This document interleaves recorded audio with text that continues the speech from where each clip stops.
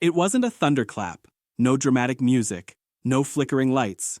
Just a quiet Tuesday afternoon, the kind that slips past unnoticed unless something breaks it. And something did. I was sitting on the edge of my bed, legs swinging, fingers fiddling with the frayed edge of my bedsheet. The room smelled like crayons and dust, the scent of childhood. Outside, the sun was doing its usual dance across the curtains, casting golden stripes on the floor. Everything was ordinary, until it wasn't.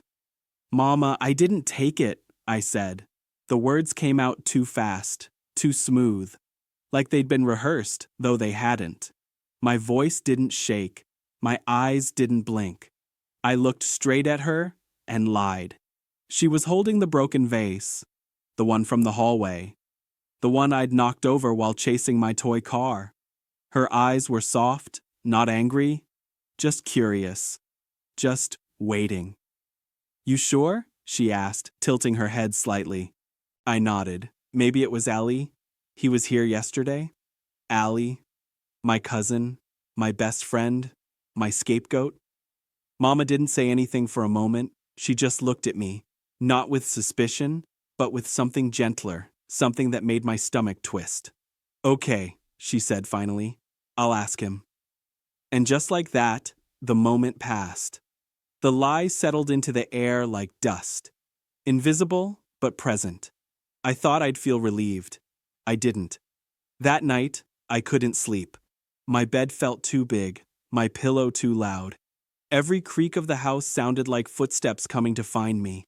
I kept replaying the moment, the way her eyes had searched mine, the way my voice had betrayed me by sounding so calm. I imagined Ali getting the call, his confused voice, his denial, Mama's disappointment. Not in him, in me, because deep down I knew she knew. But she didn't push. She didn't accuse. She trusted me. And that was the worst part. The next morning, I avoided her eyes. I ate my toast in silence, the crunch sounding like thunder in my ears. She was making tea, humming softly, the same tune she always hummed. But it felt different now, like I didn't deserve it. "Ali said he didn't do it," she said casually, stirring her cup. I nodded, pretending to be interested in the jam on my plate. "He seemed surprised," she added. I shrugged. Maybe he forgot. She didn't respond, just sipped her tea and looked out the window. I wanted her to yell, to demand the truth, to give me a reason to confess. But she didn't. She gave me space. And in that space, guilt grew. At school, I couldn't focus. The teacher's voice sounded like static. My friends laughed and played, but I felt like I was watching from behind a glass wall. Every time someone said my name, I flinched. Every time someone asked a question, I hesitated. I kept thinking, what if Mama tells someone? What if Ali tells someone? What if the lie becomes bigger than me? I started imagining scenarios. Ali confronting me, Mama crying, my friends finding out, the vase becoming a symbol, not of decoration, but of betrayal. That evening I tried to fix it. I picked up the broken pieces from the trash and tried to glue them together. But the cracks showed. The glue smeared. It looked worse than before. I stared at it, hands sticky, heart heavy. I just wanted to play. I whispered to no one. And maybe that was the truth. Maybe the lie wasn't about the vase. Maybe it was about fear. Fear of disappointing, fear of punishment, fear of being seen as flawed. But the lie had already been told. And now, it lived in me. Later that night, Mama came into my room. She sat beside me, brushing my hair back gently. "You've been quiet," she said. I nodded. "Something bothering you?" I wanted to scream yes. I wanted to cry and tell her everything. But I just said no. She smiled softly. "Okay. Just know you can tell me anything." And then she kissed my forehead and left. Her kindness was unbearable. I lay awake again, staring at the ceiling. The lie replayed in my mind like a broken record. I imagined different versions of the moment. Me telling the truth, her hugging me, the vase forgotten. But that wasn't what happened. What happened was a lie. And now, it was mine. The next day, I didn't speak much. I didn't laugh. I didn't play. I just existed, like a shadow of myself. Mama noticed. She asked again. I said I was tired. But the truth was, I was drowning in a lie that seemed small but felt enormous. And so, the moment it happened, that single sentence, that single choice, became the beginning of something bigger. A journey, a lesson, a story of guilt, of growth, of learning that even small lies can leave big echoes, and that sometimes the hardest person to face is yourself. Silence has a sound. It's not loud. It doesn't scream.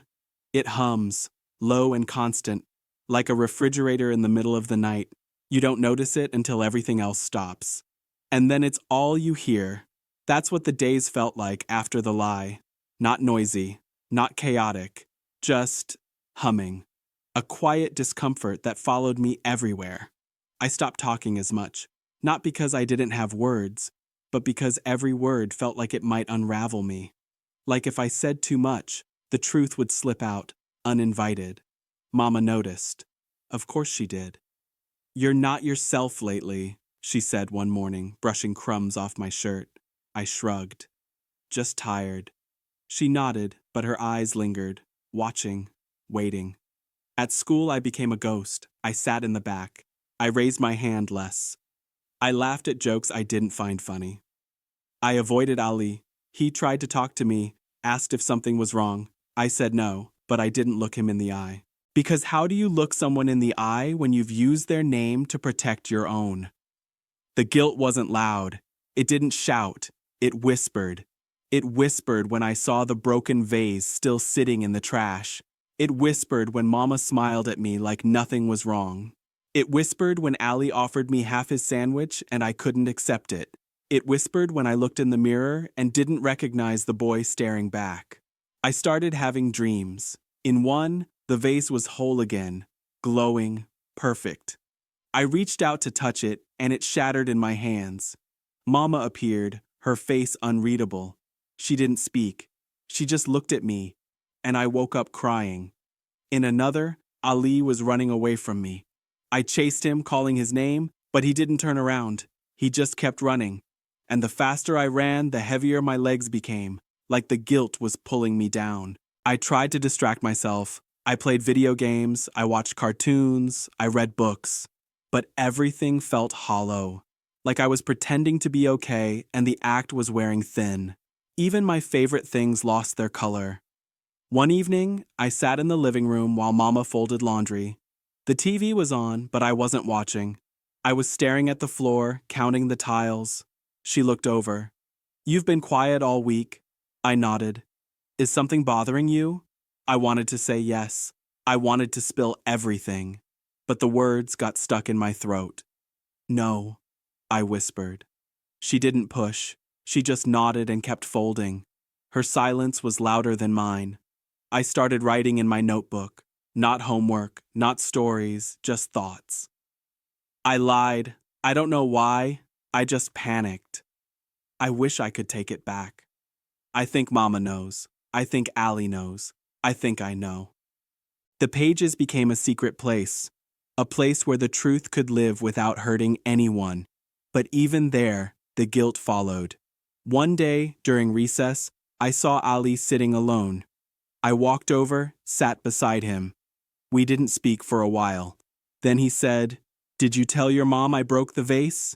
I froze. He wasn't angry, just curious, just waiting. I nodded slowly. Yeah. He looked at me. Why? I didn't have an answer, not one that made sense. I was scared, I said. He didn't say anything, just looked away. The silence between us was heavier than words. That night, I couldn't eat. My stomach felt like it was full of stones. I pushed my plate away and went to my room. I stared at the ceiling, counting the cracks. I thought about telling Mama, about confessing, about crying in her arms and letting the guilt pour out, but I didn't. Because silence had become my shield, and I didn't know how to put it down. The next morning, Mama left a note in my lunchbox.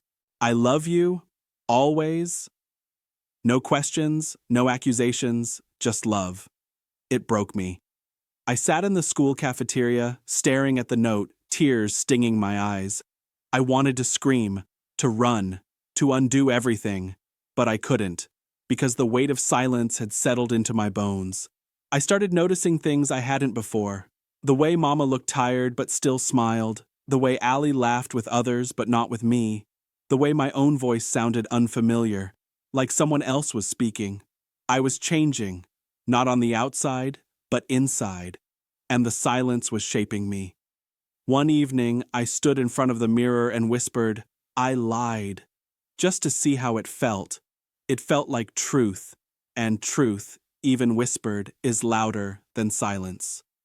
I stared at my reflection, at the boy who had made a mistake, at the boy who was learning what guilt felt like. And I realized something. Silence doesn't protect you, it isolates you. And I was tired of being alone. The chapter ends not with resolution, but with a decision forming. A quiet resolve. The first crack in the wall of silence. The lie still lived. The guilt still lingered. But the boy was beginning to listen to the voice inside him, the one that wanted to speak. And that voice was growing louder. There's a moment when silence stops being a shield and starts becoming a mirror. It doesn't happen all at once. It creeps in, slowly, quietly, until you're staring at yourself and realizing you don't like what you see. That moment came on a Thursday. I was brushing my teeth, staring at the mirror, watching the foam gather at the corners of my mouth. My reflection looked normal. Same hair, same eyes, same pajamas. But something felt off. I leaned closer. My eyes looked tired. My shoulders slumped. My mouth didn't curve the way it used to. I whispered. I lied. The mirror didn't flinch, didn't judge, just stared back. And for the first time, I saw it. Not the lie, but the boy who told it. I started noticing things. The way I hesitated before speaking. The way I avoided Mama's gaze. The way I flinched when Ali's name came up. It wasn't just guilt anymore. It was identity. I wasn't the boy who lied. I was becoming the boy who couldn't tell the truth. I tried to justify it. It was just a vase. I didn't want to get in trouble. Everyone lies sometimes. But the mirror didn't care. It didn't nod. It didn't agree. It just reflected. And the more I looked, the more I realized the lie wasn't about the vase. It was about me. I started writing again. I feel like I'm wearing someone else's skin. I miss who I was before the lie. I want to tell the truth, but I'm scared. The notebook became a confession booth, a place where I could be honest without consequence. But even there, the truth felt heavy. One afternoon, I came home to find Mama rearranging the shelf where the vase used to sit. She was dusting, humming, moving things around. I stood in the doorway, watching. She looked up and smiled, thinking of putting a photo frame here instead. I nodded. She paused. You know, I've been thinking about that vase. My heart stopped. I don't think Allie broke it. I swallowed. Oh? She looked at me, not angry, not accusing, just open. I think maybe you were scared, and that's okay. I didn't respond. I couldn't. She walked over, knelt down, and held my hands. Everyone makes mistakes. What matters is what we do after. Her voice was soft, forgiving. But I didn't feel forgiven. Not yet, because I hadn't confessed. That night, I stared at the mirror again. I whispered, I want to tell her. The mirror didn't answer, but something inside me did. The next day, I tried. I walked into the kitchen, heart pounding, palms sweaty. Mama, I said. She turned, wiping her hands on a towel. Yes? I opened my mouth. Nothing came out. I just wanted to say thank you for the lunch notes, she smiled. Of course. I walked away. Coward? I hated that word. Coward. But it fit. I was afraid, not of punishment, but of disappointment, of seeing her eyes change. Of losing the trust she gave so freely, I kept thinking, what if she doesn't look at me the same way? What if Allie doesn't forgive me? What if I can't forgive myself? I started rehearsing the confession, in the shower, while walking to school, before falling asleep. I broke the vase. I lied. I'm sorry. 3 sentences, that's all, but they felt like mountains. One evening, I sat with Allie in the park. The sun was setting, casting long shadows across the grass. He was quiet. So was I. Then he said, "You've been weird lately?" I laughed nervously. "Yeah." He looked at me. "You want to talk about it?" I nodded. I lied. He didn't speak. I broke the vase. "I blamed you. I'm sorry." He stared at me for a long time. Then he said, "I knew." I blinked. "You did?" He nodded. "Mama told me. Said you were probably scared." I felt my face flush. "Are you mad?" He shrugged. "A little. But I get it." I looked down. "I didn't mean to hurt you." "I know." We sat in silence, but this time it wasn't heavy. It was healing. That night, I stood in front of the mirror again. I told him. The reflection looked different, not perfect, not proud, but lighter. I wasn't done.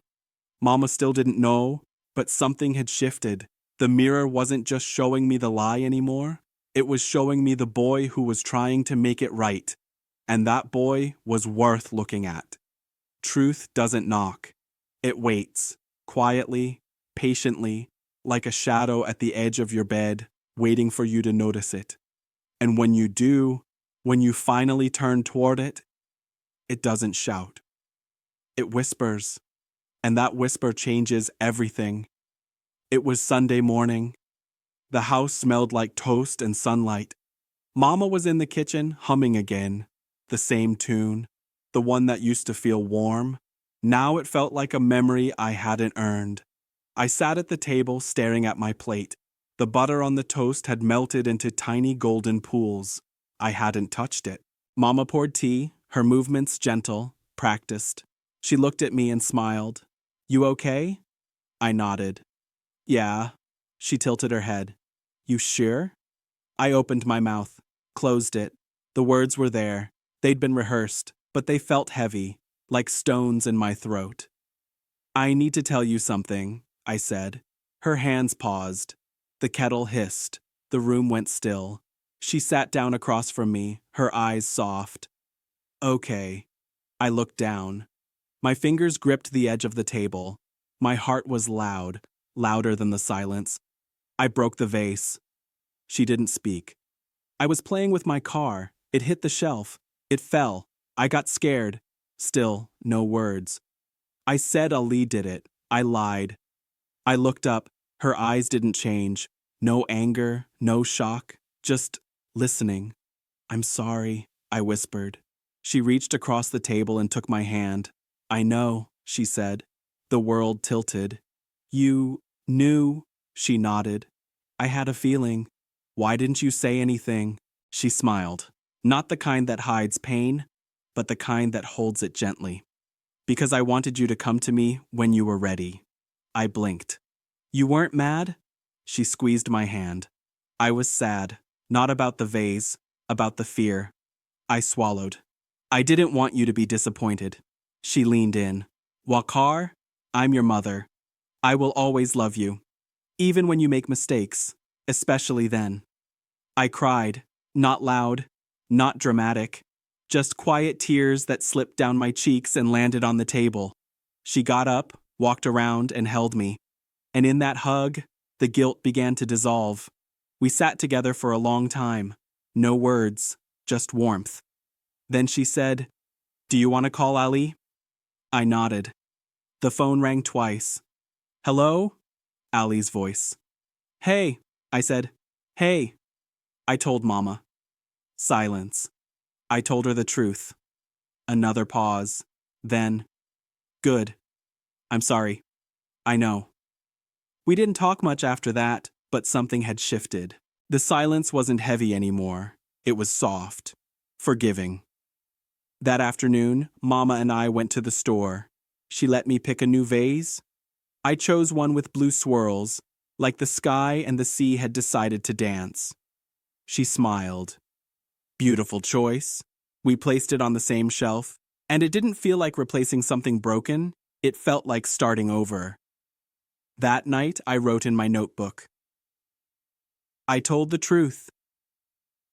She forgave me. I feel lighter. I stared at the words. They didn't just describe what happened, they described who I was becoming. Before bed, I stood in front of the mirror. I'm not the boy who lied, I whispered. I'm the boy who learned. The reflection didn't argue. It just smiled. Truth doesn't knock. It waits. And when you finally open the door, it doesn't punish you. It frees you. Healing doesn't arrive with fanfare. It doesn't knock down doors or flood the room with light. It tiptoes in, quiet, cautious, like a child unsure if they're welcome. And when you finally notice it, you realize it's been there all along, waiting for you to make space. The morning after the confession felt different, not louder, not brighter, just lighter. I woke up before the alarm. The air felt softer. My chest didn't ache. My thoughts didn't race. For the first time in weeks, I felt like I could breathe. Mama was already in the kitchen making breakfast. She looked up and smiled. The same smile, but now it felt earned. Good morning, she said. Morning, I replied. And just like that, the day began. At school, I sat beside Ollie during lunch. He handed me a juice box without saying anything. I took it. We clinked them together like a silent toast. To truth, to forgiveness, to friendship. I started noticing things again. The way the sunlight hit the classroom walls. The way my teacher's voice rose and fell like a song. The way laughter echoed in the hallway. It was like the world had color again, not because everything was perfect, but because I wasn't hiding anymore. That evening, Mama and I sat on the couch, watching old cartoons. She laughed at the silly voices. I laughed too, not because they were funny, but because I could. She looked at me and said, "You seem lighter." I nodded. I feel lighter. She reached over and brushed my hair back. I'm proud of you. I swallowed. Even though I lied? She smiled. Especially because you told the truth. I wrote in my notebook that night. Guilt is heavy, but truth is stronger. I'm not perfect, but I'm trying. Mama still loves me. Allie still trusts me. I still believe in myself. The words didn't just fill the page. They filled me. Days passed. The vase stayed on the shelf, the new one, with blue swirls. It caught the light in a way the old one never did. It wasn't just decoration. It was a symbol of mistakes, of growth, of second chances. One afternoon, I saw a younger kid crying in the hallway. He'd dropped his lunch tray. Everyone was staring. He looked small, scared. I walked over, knelt down, and helped him pick up the pieces. It's okay, I said. Everyone messes up sometimes. He looked at me, eyes wide. Will I get in trouble? I smiled. Maybe, but you'll be okay. He nodded. We finished cleaning. He walked away a little taller, and I realized something. Healing isn't just for you, it's something you pass on. I started speaking more in class, raising my hand, laughing with friends. I didn't feel like a ghost anymore. I felt like myself. Not the boy who lied, not the boy who cried, but the boy who learned. One night, Mama tucked me in and said, "You've grown a lot this month." I looked up. Really? She nodded. Not just taller, wiser. I smiled. I think I understand things better now. Like what? Like how telling the truth doesn't make you weak? It makes you brave? She kissed my forehead. Exactly. I stared at the ceiling after she left. The stars on my glow-in-the-dark stickers blinked softly, and I whispered to them, I'm okay now. Healing doesn't erase the past. It doesn't pretend the lie never happened. It just teaches you how to carry it, gently, wisely, without letting it define you. And in that way, healing begins. Not with perfection, but with honesty. If this story stirred something in you, I'd love to know where you're watching from. Drop your city or country in the comments. Let's see how far this moment travels. And if you believe someone else needs to hear this, someone holding on to guilt or waiting to speak their truth, please like, share, and subscribe. It helps this story reach the hearts it was meant for.